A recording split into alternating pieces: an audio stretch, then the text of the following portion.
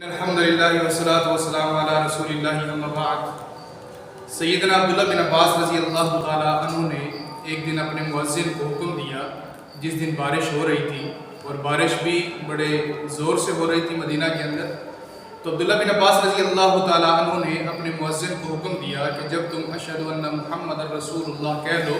تو حی علی الصلاۃ اور حی علی الفلاح نہیں کہنا، بلکہ یوں کہنا صلو فی بیوتکم صلو فی بیوتکم، یہ الفاظ کہنے ہیں۔ تو جب یہ اذان ہو گئی تو مدینہ کے کچھ لوگوں نے تعجب کیا